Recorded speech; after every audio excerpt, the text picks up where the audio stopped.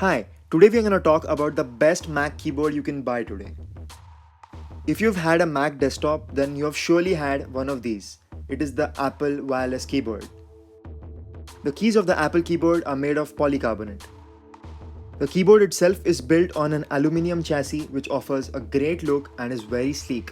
The Apple keyboard is primarily made of aluminium with polycarbonate keys and a plastic bag and a few pieces of rubber to hold the keyboard in place.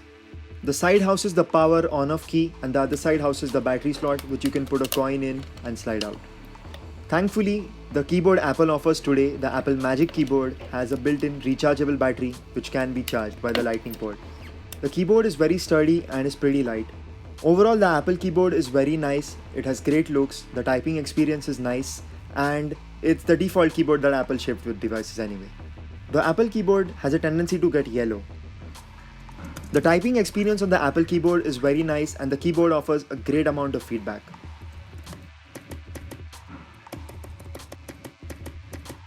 According to me, the keyboard is severely overpriced at $100 which translates to around 7-8,000 rupees at the Indian stores.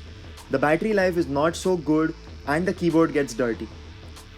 This is the new Apple Magic Keyboard which has a built-in battery and the lightning port.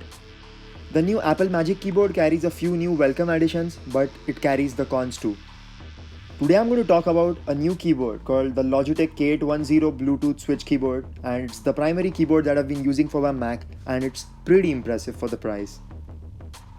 The keyboard comes in a very minimalistic packaging and it only carries the USB cable.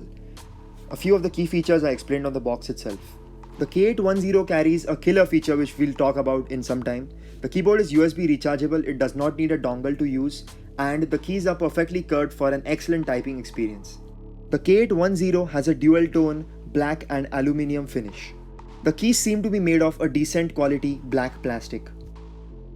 The top is finished in a glossy plastic. The keys are laser etched and this gives a great feel. The K810 feels lightweight and is decently built. The entire keyboard is not made of aluminium and the back has a plastic which covers the battery. The battery life of the K810 is excellent and it packs a micro USB port and a micro USB cable for charging and it takes 2 to 3 hours. K810 can remember 3 devices and can instantly pair between them. Let us go ahead and have a look at the build quality of the device by tapping the aluminium. The keys of the K810 have a decent amount of travel and the clicking sound made by the keys is pretty nice to hear. The keyboard supports almost all Mac and iOS shortcuts like invoking Siri and even Apple Q.